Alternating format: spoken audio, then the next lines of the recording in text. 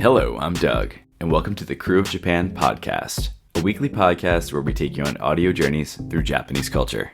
This time on Krewe of Japan podcast. The wait is almost over. The much anticipated season 5 release is nearly upon us. Yes, indeed. That's right. On behalf of the rest of the crew, I am here to let you, my beloved listener, yes you, I'm here to let you know that the Krewe of Japan podcast will be making its season 5 premiere next Friday, March 8th at noon Central. That's a few hours less than 1 week from right now, assuming you're listening to this when it drops, but of course you are, right? I mean, why wouldn't you? Again, 1 week. No, I'm not talking about the Bare Naked Ladies classic song. God, it makes me feel old. 7 days. 7 more days for me to get my editing ducks in a row, or at least build up enough runway to maintain sanity over the course of the season. 7 more days until audio journeys are back in your ear holes. Just like last season, we felt this announcement deserved a little more than a tweet, a reel, a post, a skeet, Blue Sky, not Lil Jon, or something along those lines. So here we are, dropping this little audio nugget in advance of our season launch on, again, Friday, March 8th, 12 noon Central, to give you a little taste of what's to come.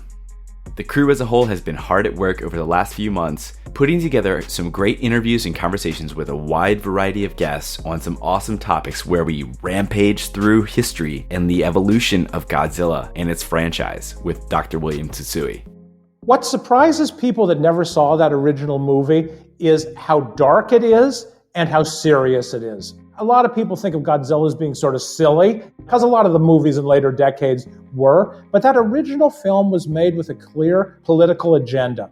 The people that made it wanted to send the message that war was terrible and that atomic weapons could lead to the end of humanity, and we had to step back from the brink. And their way of expressing these sentiments was through a guy in a rubber suit walking through Tokyo. And what's amazing is how effectively they did it. Learn more about educational tourism and experiencing Fukushima's recovery firsthand with William McMichael. It gives hope that Fukushima will recover from the accidents. And we call it hope tourism for that reason, because we want people to feel the hope that we have for this area. There's hope that although we're not fully recovered yet, we're definitely going to be able to do this. And also by people coming, it gives the region hope too, that misconceptions about the area or any reputational damage will be overcome by these people coming here and being inspired and learning lessons from it and taking those back and communicating them. So the hope sort of goes both ways. That's sort of the idea for the tours, and the people who participate in them, they really do get that. Strategize methods to self-study Japanese with Walden Perry. You know, when it comes to immersion, I actually think one of my big mistakes about it was, I had only done 2 of those Japanese from Zero books, and I kind of jumped right into immersion. And I just literally was not studying at all for that first year. And I was just kind of going at it, doing my flashcards, whatever. And I don't think that was particularly effective, just to be honest. I really think that, and this is what I do now in order to try to continue to push my language forward, is you've got to do some amount of quote unquote study along with the immersion, or it's just not going to ever click. Explore everything Miyagi Prefecture has to offer with Ryotaro Sakurai of Ryotaro's Japan and Abroad in Japan YouTube fame, and Will Woods. It's cold enough to, for instance, ski from December through February, for instance. It's 4 months, I would say. You'll be able to ski as well. So it's pretty cool, especially high mountains. Then there's a mountain range, Oshu mountain range on the west of Miyagi, and that's where you can actually enjoy skiing or snowboarding between the snow monsters. It's a trees that's being kind of iced by the strong wind during the winter. So it looks like it gets really huge. It's taller than the actual tree, right? I mean, it's because it's been covered by snow and ice. And you can actually ski between it. And it's pretty amazing. People love it. Discuss Japanese homes, architecture, and aesthetic with Azby Brown.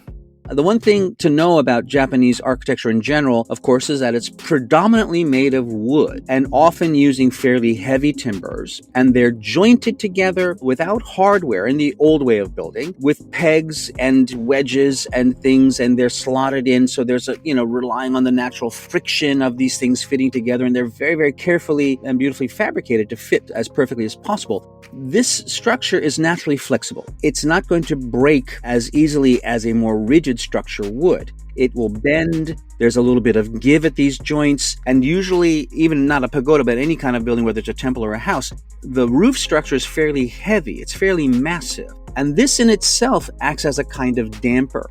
Dive into the world of Geisha with Peter Macintosh. Just sitting next to a Michael Geiko, the beautiful kimono, the artisanship you're sitting next to, the discipline and the dedication you're sitting next to. But you also, this is what I like to focus on more, they're people too. They're not just icons and Mount Fuji, sushi, samurai, geisha, They're actually, this is Mame Fuji, this is Mihina, this is, it's not just geisha, a girl in Kyoto running down the street. Yeah, and so the kimono is definitely part of the image. If you've ever seen a difference between a regular woman walking down the street in a kimono and a geisha walking down the street in a kimono, they don't walk, they glide. It becomes a part of their body because they wear kimono every day. When they learn dance, they have to have the kimono because it's part of their choreography to hold on to the hems and the sleeves. Yeah, no, it's beautiful. Surveyed the Japanese music scene with Patrick St. Michel of the Japan Times. We mentioned Idol by Yoasobi, which everyone should pause the podcast and listen to quickly. And we're back. So that was the theme song to a super popular anime from last year. And you're seeing that a lot of Japanese songs that do well internationally are either the opening or ending theme for anime. I think all the songs from Attack on Titan did really well on Spotify's various viral charts. Japanese artists are starting to tour internationally way more. In Asia, Yoasobi just sold out everything on their Asian tours, including in Seoul, which is impressive. And you're going to see a lot more artists also trying to go to Europe and North America moving forward. So J-pop is becoming more global and open, which is great, because it used to be the absolute opposite. Learn about Louisiana's only high school Japanese program with Dr. Tara Sanchez. I saw what they were using at Tulane, and that company makes a quote-unquote high school version. Well, they take level 1 and they chop it into 2 books and say, there you go. Okay, it's written for college students. So the conversations are all what's your major? And what did you do last weekend? I drank beer, I drank wine, I drank sake. So not going to work for conservative Chalmette High School, St. Bernard Parish. So I found a textbook that was written for kids. So I'm like, okay, this is great. And it was good. It served the purpose for a long time. It's old.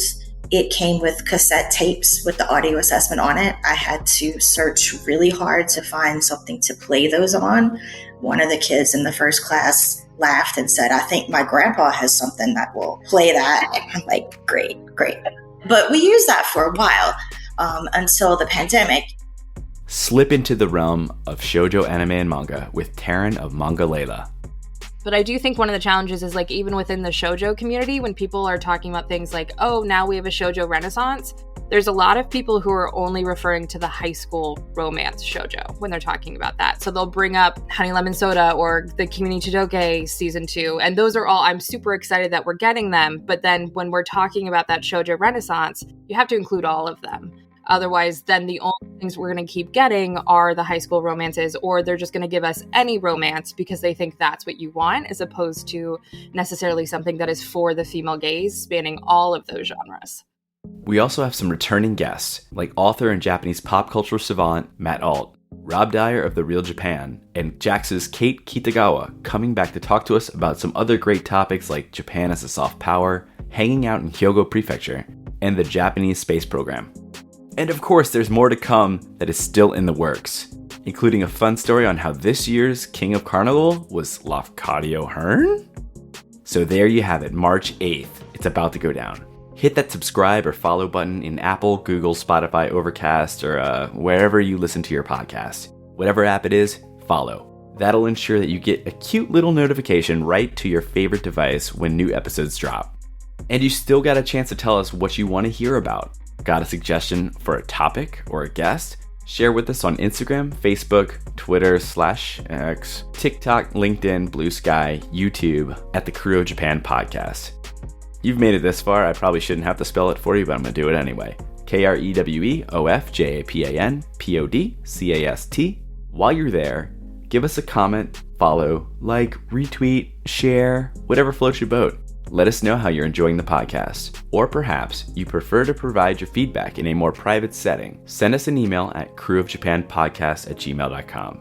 That's crewofjapanpodcast@gmail.com. Speaking of feedback, if you're enjoying what you're listening to right now, and it's just me rambling, but you'll enjoy other episodes, I'm sure, and maybe you're enjoying this right now. If you're enjoying what you listen to right now, or previous seasons, or looking forward to this upcoming season, please feel free to leave us a 5-star rating and or review on your favorite podcast streaming app. Every single one of those 5-star ratings and reviews helps others interested in Japan and this kind of content find the podcast. Or hey, maybe just let a friend know about us. Seriously, any and all support is incredibly appreciated. That's it for today. Until next time. Until next Friday, March 8th. Yeah, see you then.